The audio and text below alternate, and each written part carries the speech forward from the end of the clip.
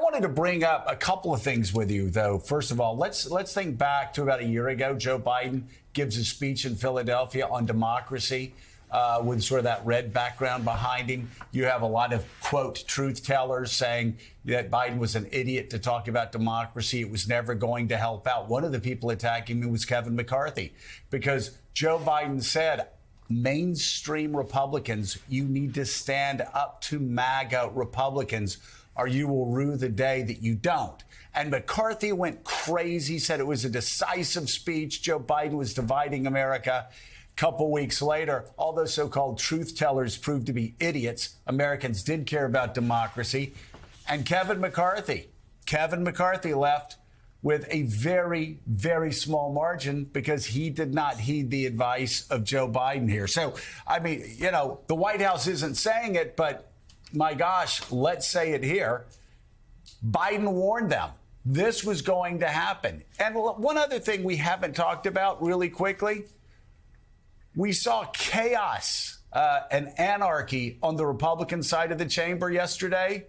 We saw extraordinary discipline on the Democratic side with Hakeem Jeffries. There were a lot of factions, as you know, that wanted to break out, wanted to roll over the extremists and let McCarthy keep his job by not being there voting present. Hakeem Jeffries and the leadership kept that party together. Yeah, I mean, it's extraordinary, Joe. And I'll just, on the first point, just to, you know, Biden warned them.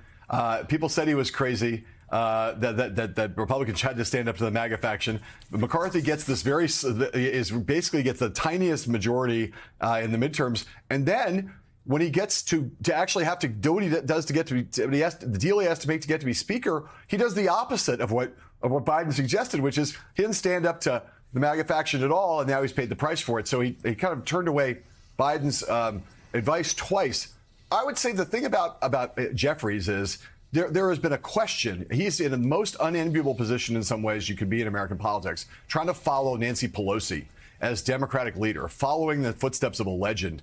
And the question has been, when the big test comes of Hakeem Jeffries, will he be up to meeting that test? And this was a huge test yesterday. Democrats are, like herding cats.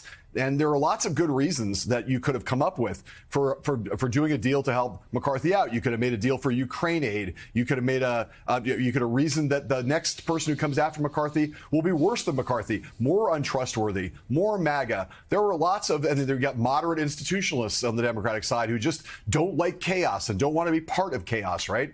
And Jeffries skillfully, through both actions, small actions like he took in the caucus meeting yesterday, and larger acts of discipline, he kept this unruly Democratic coalition together. There was not a single defection away from, 8 Republicans did this to Kevin McCarthy, but 208 Democrats did this also to Kevin McCarthy yesterday. And I think he passed his first big political test with flying colors yesterday.